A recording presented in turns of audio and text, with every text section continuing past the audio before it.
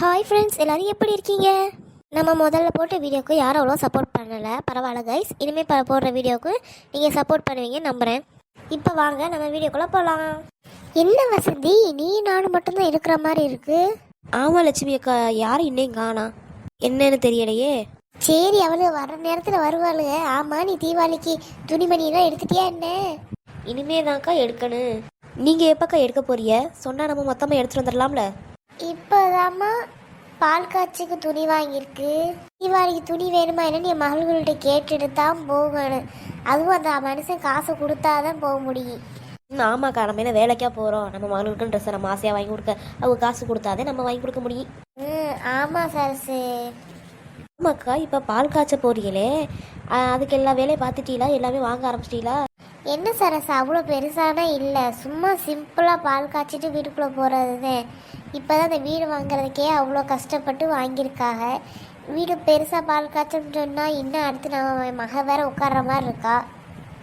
ஆமாக்கா, பார்க்கதே பிடிக்காத இருப்பாளு, ஆனால் உட்காந்துருவாளுங்க டக்குன்னு. இப்போ இந்த நேரம் அந்த நேரம் சொல்ல முடியாதுல்ல. அதான் ஆடம்ப செலவெல்லாம் குறைச்சிட்டு ஏதோ நம்மளால் முடிஞ்சதுன்னு பண்ணுவோம். புது வீட்டுக்கு அதுக்குள்ள அப்படியே போகவும் முடியாதுல்ல. ஆமாக்கா, நீங்கள் சொல்கிறது உண்மைதான்க்கா. என்ன லட்சுமி அக்கா, என்ன சரசு அக்கா, என்ன இழுவ? ஏ சரசு அக்கா, என்ன கேலி பண்றியலா? இல்லை இழுவ, புகழ்ந்து தள்ளிட்டு இருக்கேன். என்ன லட்சுமி அக்கா, அவங்க இப்படி சொல்றாக, நீங்க பல்ல பல்ல காமிக்கிறீங்க.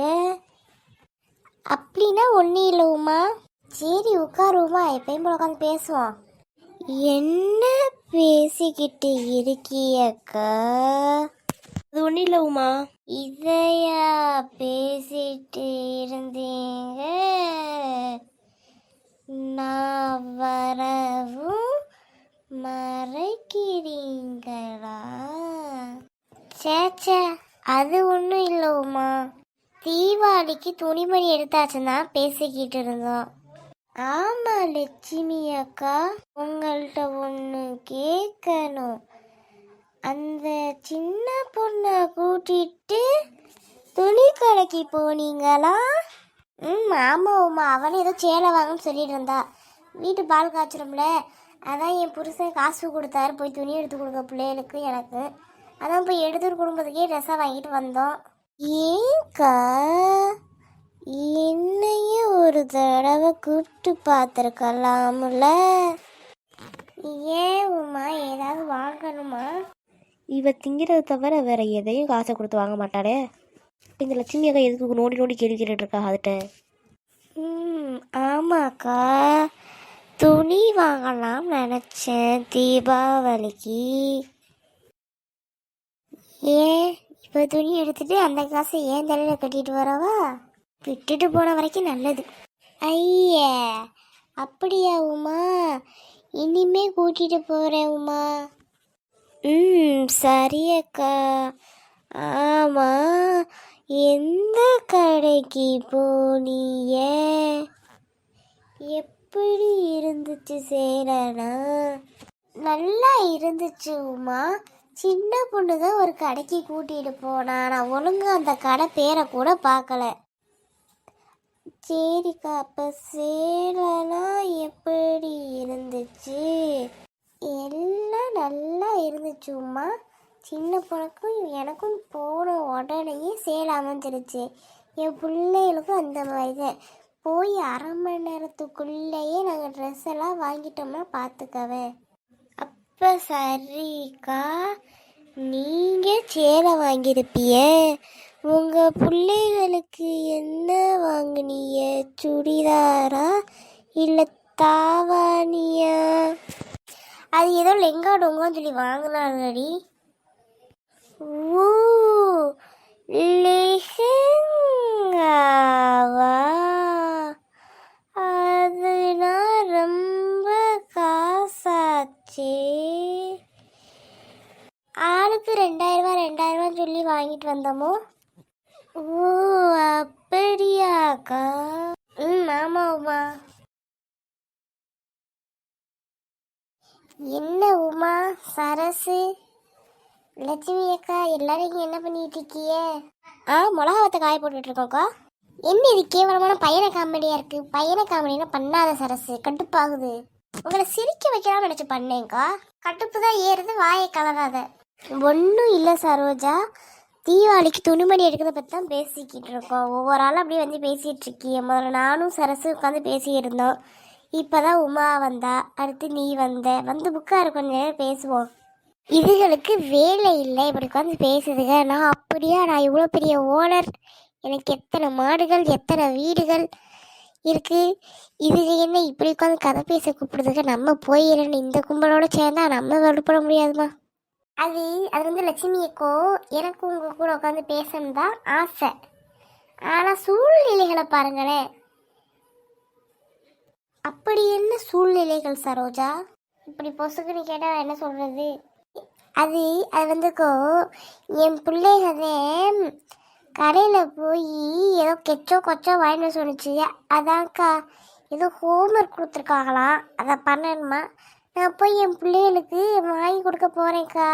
இன்னொரு நாள் வந்து பொறுமையாக உட்காந்து பேசுகிறேன். சரி சரோஜா, பார்த்து போயிட்டு வா. சரிக்கா, போயிட்டு வரேன். அம்மாடியோ, தெரியாமல் இந்த சைடு வந்துட்டோம். இனிமேல் இந்த கும்பல் இருக்க சைடு தலை வச்சு கூட படக்கூடாது. பாத்திகளா லட்சுமி அக்கா, இந்த சரசக்கா ஒரு நாள் நம்மளோட உட்காந்து பேசல என்ன குறைஞ்சி போயிடுவாங்க. அதான் சொன்னாங்களே சரசு, அவங்க பிள்ளைய எதோ கேட்டுச்சுன்னு. எக்கா, அதெல்லாம் பொய்யா இருக்கும்க்கா. அவங்கெல்லாம் எப்படி நம்ம கூட உட்காந்து பேசுவாங்க? அவங்க சும்மாவே 10 வீட்டுக்கும் 10 மாட்டுக்கும் சொந்தக்காரின்னு பந்தா பண்ணிட்டு திரியிறாக. ஆமா உமா, நீ சொல்றதுல இன்னைக்கு உருப்படியா சொல்லியிருக்க. சரி, அடுத்த கதைலாம் எதுக்கு நம்மளுக்கு? நீங்க வாங்க நம்ம கதைக்கு. தீபாவளி துணிமணியெல்லாம் எப்போ எடுக்க போறோமா பண்ணி? அதுதான்க்கா பார்த்துட்டு இருக்கேன். என் புருஷன் எப்போ என் கையில் காசு கொடுக்குறாங்களோ அப்போ நான் கிளம்பி போயிட்டே இருப்பேன். சரி சரி உமா. சரசு எப்போ எடுக்க போகிற? எனக்கும் அதேதாக்கா, என் புருஷன் எப்போ காசு தராங்களோ அப்போ தான் நான் எடுக்க போவேன். சரி சரி, ஒரு 5 நாள் கழித்து போகிறதுனா சொல்லுங்கள், ஒன்றா போயிட்டு ஒன்றா வருவோம்.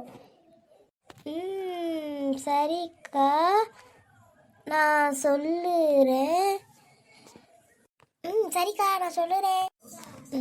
சரி சரசு, எனக்கு வீட்டில் வேலை இருக்கு, நான் கிளம்புறேன். சரிக்கா, போய் வேலையை பாருங்க. போயிட்டு வரேன் உமா. சரிக்கா, போயிட்டு வாங்க.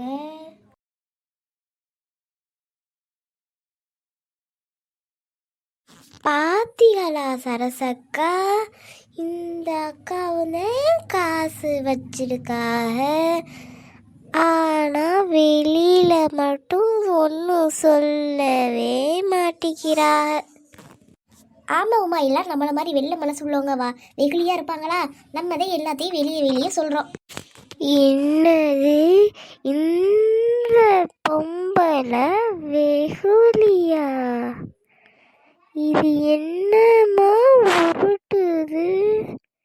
இப்போதான் தங்கம் விற்கிற விலைக்கு 15 பவுனுக்கு நெக்லஸ் வாங்கிட்டு வந்திருக்கு.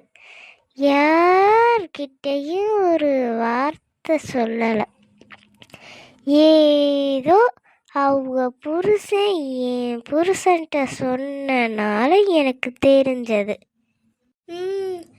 ஆமாக்கா, நீங்கள் சொல்கிறது உண்மைதான். எல்லாரும் நம்மளை மாதிரி வெகுளியாக இருக்க மாட்டார்.